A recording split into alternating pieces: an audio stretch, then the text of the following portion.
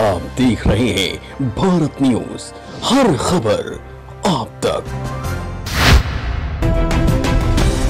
बस्ती जिले के बीजेपी सांसद और पार्टी के राष्ट्रीय मंत्री हरीश द्विवेदी ने पश्चिमी बंगाल में हुए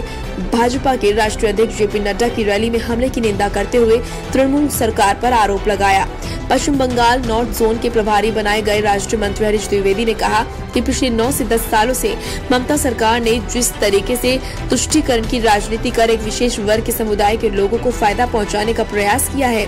उसे अब जनता समझ चुकी है। बंगाल के लोगों में बहुत बड़ा अब आक्रोश देखने को मिल रहा है, क्योंकि जिस तरीके से ममता सरकार ने एक विशेष वर्ग के लोगों का उत्पीड़न किया है और उनके धार्मिक कार्यक्रमों तक रोक लगाई है,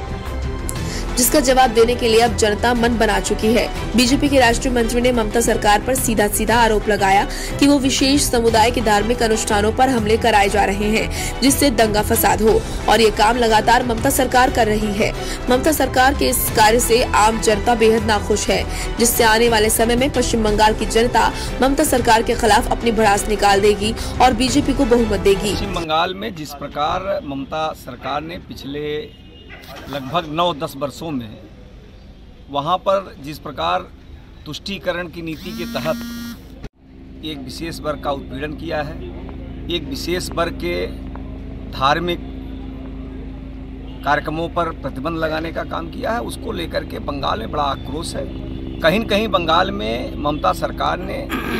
बांग्लादेशी घुसपैठियों को वहाँ पर एक विशेष समुदाय के लोगों को प्रश्रय देने का काम, उनके द्वारा लगातार वहाँ पर एक बहुसंख्यक समाज के धार्मिक प्रतिष्ठानों पर हमला करवाने का काम, उनके ऊपर हमला करवाने का काम लगातार ममता सरकार कर रही है, और उसको लेकर के पश्चिम बंगाल की जनता में बड़ा आक्रोश है। और ममता जी को ये लग गया है कि हमारी जमीन आते वो कहीं न कहीं बौखलाई हुई है और इस प्रकार हमला कर रही हैं। मुझे पूरा विश्वास है कि आने वाले बंगाल के विधानसभा चुनाव में भारतीय जनता पार्टी प्रचंड बहुमत के साथ सरकार बनाएगी। कल बीजेपी के राष्ट्रीय अध्यक्ष और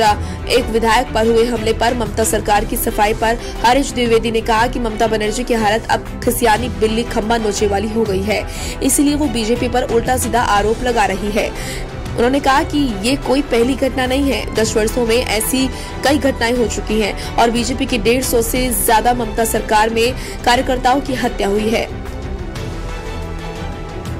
पूरा देश ये देख रहा है कि किस तरह से ममता सरकार गुंडागर्दी कर रही है। विशेष समुदाय के लोगों को फायदा पहुंचाने के लिए ममता सरकार तुष्टीकरण की नीति अपना रही है, जिसकी हर ओर आलोचना हो रही है,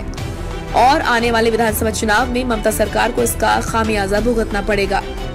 बस्ती से साबिर अली की रिपोर्ट, भारत न्यूज।